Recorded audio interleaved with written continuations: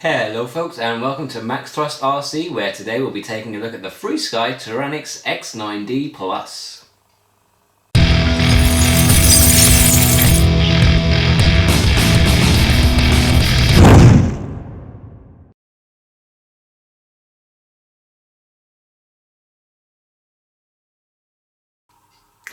Okay folks, so here we are with the Taranis X9D Plus transmitter.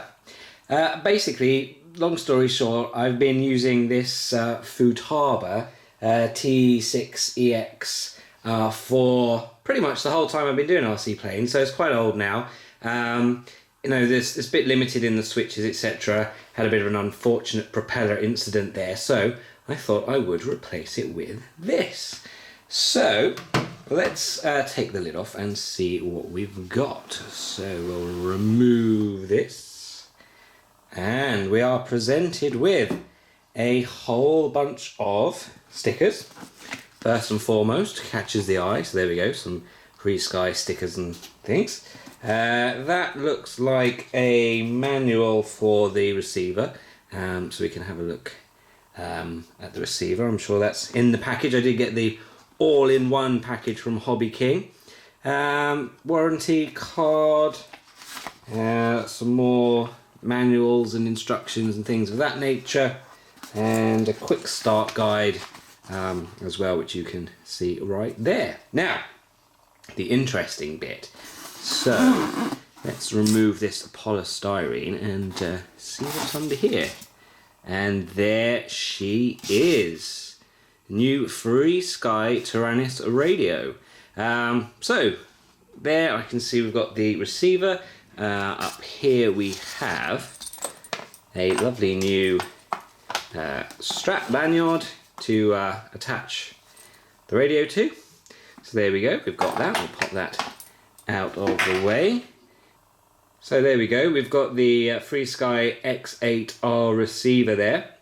As you can see, it's got 8 channels. It's got a smart port as well for the telemetry. That's one of the big things that drew me into this radio as well. The fact that I can get a bit of telemetry, battery voltages, etc. with the correct correct ancillaries plugged in. It does give you the signal strength by default anyway.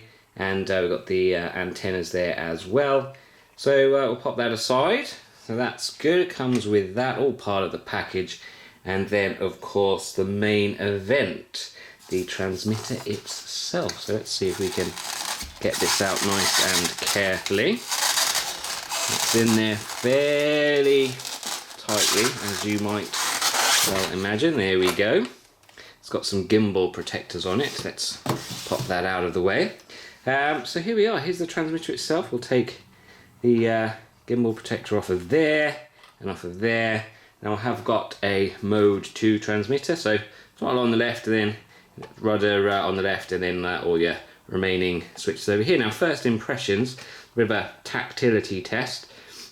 Yeah, it feels good, you know, feels quality. Lots of feedback on the sticks there, and yeah, exactly what you'd expect from a quality product, really. The unit itself's got a good weight to it. If I just show you sort of around the back here, we have got some nice supports here for your fingers to get a good grip of the transmitter. The back here is where you insert different units. Now, I think you can just click that at the top. So there we go. You can see in there where you can put your different units for your different we say types of receiver that you may want to have some compatibility with. So that's a great option as well. Another thing that drew me to the transmitter. Let's see how easy this is to take off. Here we go. And there's the battery compartment. Originally these came with 800 milliamp hour batteries, I believe. Let's see if we can get this out. Now, I'm not going to fiddle with that too much now. There we go, we've got that out. But now they upgraded it to 2000 milliamp hour 6-cell nickel metal hydride.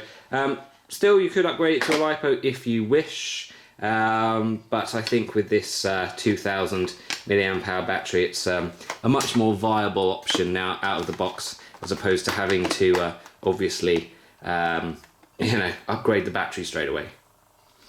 So back around to the front of the transmitter, and if we start from the top here, obviously we've got our aerial, which is manoeuvrable, so you don't break it and can get decent signal transmission from it. The top switches, we've got a two-way switch here, which we'll probably use for gear, and then just above it, a useful three-way switch for some flaps.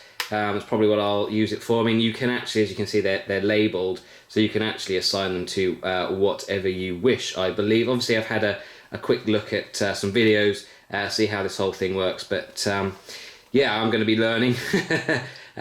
Here, we've got a one-press switch. I've got an interesting future plan for that, actually, so do stay tuned for that. Another three-way switch up here. And then towards this part of the transmitter, another three-way switch. I think this is also a three-way switch. You've got a sort of rotating bezel type switch there, which is very good, matched by another one on here. In fact, I mean, if you look at it, these are basically identical layouts from one side to the other, so you know, more switches than you could ever really need, to be perfectly honest. As I say, the gimbals themselves, really nice. Obviously standard trim adjustments, one blip and back to neutral again to electronically change your trim. Central button here, on and off. Obviously here is where you plug in your lanyard, and we've got the speaker up at the top there as well, so that's so Betty can shout at you and tell you what's going on. And then at the very bottom we've got the digital display, which I'm told is very clear, so obviously, you know, I'm hoping that that's going to be the case. I'll have to learn my way around the whole the whole thing. Let's see if we can just remove this tape actually from the on switch, which they've put on very well. Has to be said, I've been quite impressed with the packaging. You know, there's no signs of any damage to the unit, and let's see what happens. Welcome to OpenTX. Fantastic, there you go, there is Betty in full flow, and yeah, the screen looks lovely and bright actually. Obviously that's got the backlight on at the moment, but have no problem seeing that in the bright sunlight. Now, just before I get to the finish of the video, I just wanted to insert this here. When I turned the radio on, you probably saw it just stayed on the FrSky screen. It was locked on that, and apparently it's quite a common issue. So I tried a number of different fixes, updating the firmware, flashing that to the latest settings, didn't work. I then discovered what you have to do to fix the issue if you get it is to unscrew the back plate here through the 6 screw holes. And then inside you'll see there'll be a little circular battery.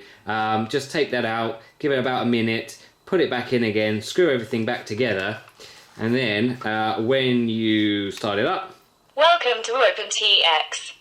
it works. It says Max Thrust RC. Obviously I haven't got to doing any of the settings yet, so once that's all done, then that screen won't come up and we'll just get that. So back to the end of the video.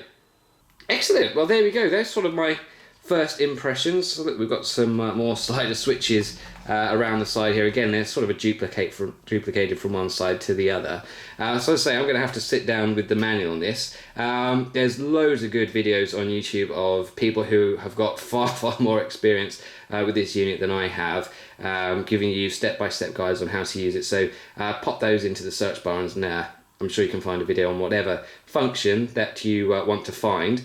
But yeah, as far as the actual physical unit itself is concerned, I'm very impressed. I'm really looking forward to using this with all of my models. So if you don't want to miss out on any future flights that I do with this transmitter, then do please subscribe to the channel, hit that like button, really do appreciate it, and do stay tuned for more videos from Max Thrust RC, and I'll see you next time. Bye!